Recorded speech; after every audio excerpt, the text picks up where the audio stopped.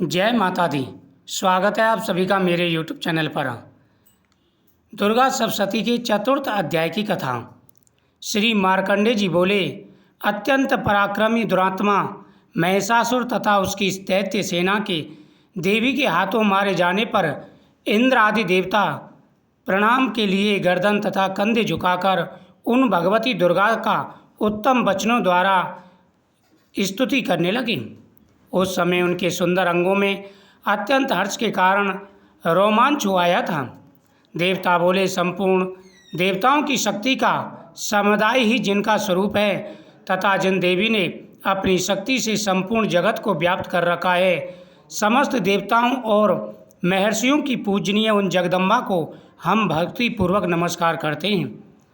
वे हम लोगों का कल्याण करें, जिनके अनुपम प्रभाव और बल का वर्णन करने में भगवान शेषनाग, ब्रह्मा जी तथा महादेव जी भी समर्थ नहीं हैं। वे भगवती चंडिका जगत का पालन एवं अशुभ भय का नाश करने का विचार करें। जो पुण्यात्माओं के घरों में स्वयं ही लक्ष्मी रूपा से, पापियों के यहाँ दरिद्रता रूप से, शुद्ध अंतःकरण वाले मनुष्यों के हृदय में बुद्धि रूप से, सत्पुरुषों में श्रद्धा रूप से तथा कुलीन मनुष्यों में लज्जा रूप से निवास करती हैं, उन भगवती दुर्गा को हम नमस्कार करते हैं। हे देवी, आप संपूर्ण विश्व का पालन कीजिए।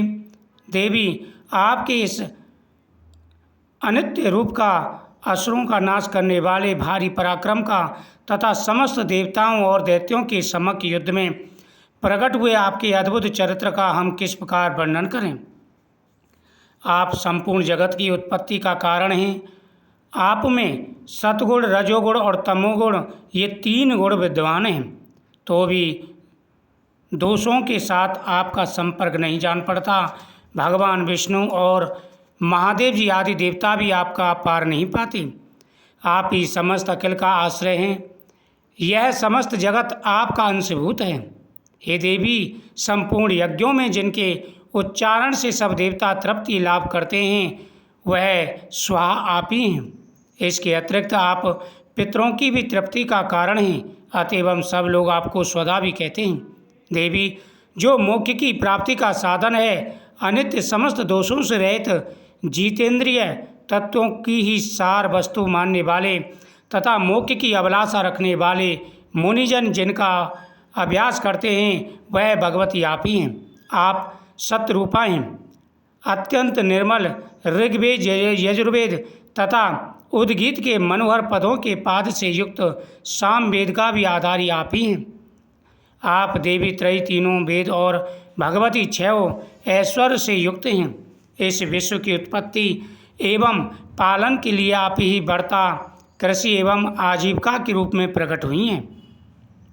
आप संपूर्ण जगत की पीड़ा का नाश करने वाली हैं। हे देवी, जिससे समस्त शास्त्रों के सार का ज्ञान होता है, वह मेधा शक्ति आप ही हैं। दुर्गम भव सागर से पार करने वाली नौका रूप दुर्गा देवी आप ही हैं। आप की कहीं आसक्ति नहीं।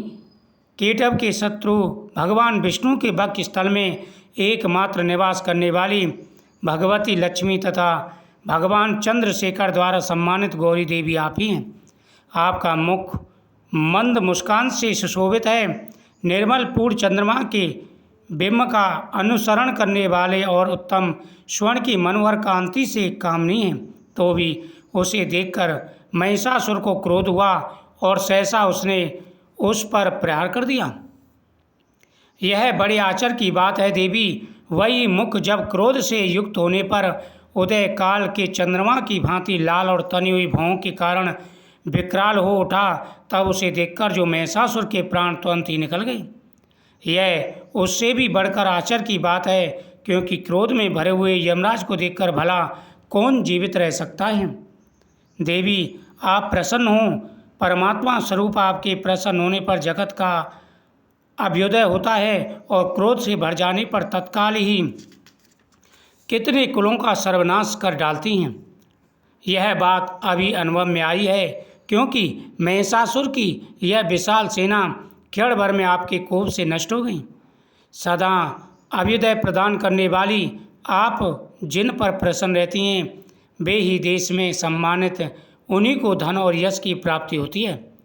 उन्हीं का धर्म कभी शिथिल नहीं होता तथा वे ही अपने हष्ट पुष्ट स्त्री पुत्र और भृत्यों के साथ धन माने जाते हैं। देवी, आपकी कृपा से पुण्यात्मा पुरुष प्रतिदिन श्रद्धापूर्वक सदा सबके प्रकार के धर्म अनुकूल कर्म करते हैं और उनके प्रभाव से स्वर्गलोक को जाता है। इसलिए आप तीनों लोकों में निश्चित ही मनोवांछित फल देने वाली हैं। माँ दुर्गे, आप समस्त करने पर, स्मरण करने पर सब प्राणियों का भय हर लेती हैं और स्वस्थ पुरुषों द्वारा चिंतन करने पर उन्हें परम कल्याणमयी बुद्धि प्रदान करती हैं। दुख, दरिद्रता और भय हरने वाली हे देवी, आपके सिवा दूसरा कौन है जिसका चित्त सबका उपकार करने के लिए सदा दयालु रहता हूँ। हे देवी, इन राक्षसों के मारने से संसार को सुख मिले तथा ये राक्षस चिरकाल तक नरक में रहने के लिए भले ही पाप करते हों, इस समय संग्राम में मृत्यु को प्राप्त होकर स्वर्गलोक में जाएं। निश्चित ही यही सोचकर आप शत्रुओं का वध करती हो। आप शत्रुओं पर शस्त्रों का प्रहार क्यों करती हैं? समस्त असुरों को दृष्टिपात मात्र से ही भस्म क्यों नहीं कर देती? इसमें एक रहस्य है। ये शत्रु भी हमारे शस्त्रों से पवित्र होकर उत्तम लोक को जाएं, इस प्रकार उनके प्रति भी आपका विचार अत्यंत ही उत्तम है। खड़ग के तेज पुंज की भयंकर दीप्ति से तथा आपके त्रिशूल के अग्रभाग की घनीभूत प्रभाव से चौंधिया कर जो असुरों की आंखें फट नहीं गईं, उसमें कारण यह था कि वे मनोहर रश्मियों से युक्त चंद्रमा के समान आनंद प्रदान करने वाले आपके सुंदर मुख का दर्शन करते थे। हे देवी, आपका शील दुराचारियों के बुरे बर्ताव को दूर करने वाला, साथ ही यह रूप ऐसा है जो कभी चिंतन में भी नहीं आ सकता और जिसका कभी दूसरों से तुलना भी नहीं हो सकती, तथा आपका बल और पराक्रम तो उन दैत्यों का नाश करने वाला है जो कभी देवताओं के पराक्रम को भी नष्ट कर चुके हैं। इस प्रकार अपने शत्रुओं पर भी अपनी दया ही प्रकट की है। वरदानी देवी, आपके इस पराक्रम की किसके साथ तुलना हो सकती है? तथा शत्रुओं को भय देने वाला एवं अत्यंत मनोहर ऐसा रूप भी आपके अतिरिक्त और कहाँ है? हृदय में कृपा और युद्ध में निष्ठुरता, ये दोनों बातें तीनों लोगों के भीतर केवल आप ही हैं। या देवी सर्वभूतेषु मत्शक्ति रूपेण संस्थिता, नमः तस्यै नमः तस्यै नमः तस्यै नमो नमः। या देवी सर्वभूतेषु शक्तिरूपेण संस्थिता, नमः तस्यै नमः तस्यै नमः तस्यै नमो नमः। हे माता, आपके शत्रुओं का नाश करके इस समस्त त्रिलोकी की रक्षा की है, उन शत्रुओं को भी युद्ध भूमि में मारकर स्वर्गलोक में पहुंचा दिया है तथा उत्तम दैत्यों से प्राप्त होने वाले हम लोगों के भय को भी दूर कर दिया है। आपको हमारा नमस्कार है। हे देवी, आप शूल से हमारी रक्षा करें, अम्बिके आप खड़ग से हमारी रक्षा करें तथा घंटा की ध्वनि और धनुष की टंकार से हम सब की रक्षा करें। चंडिके, पूर्व पश्चिम और दक्षिण में आप हमारी रक्षा करें। हे ईश्वरी, अपने त्रिशूल को घुमाकर आप उत्तर दिशा में हमारी रक्षा करें। तीनों लोकों में आपके जो परम सुंदर एवं अत्यंत भयंकर रूप विचरते रहते हैं, उनके द्वारा भी आप हमारी रक्षा इस लोक भूलोक में रक्षा करें। अम्बिके, आपके हाथों में शोभा पाने वाले खड़ग, शूल और गदा आदि जो अस्त्रों, उन सब के द्वारा आप सब ओर से हम लोगों की रक्षा करें। श्री मार्कंडेय जी बोले, इस प्रकार जब देवताओं ने जगत माता दुर्गा की स्तुति की और नंदन मन के दिव्य पुष्पों एवं गंध चंदन आदि के द्वारा उनका पूजन किया, फिर सबने मिलकर सब भक्ति पूर्वक दिव्य धूपों की सुगंध निवेदन की।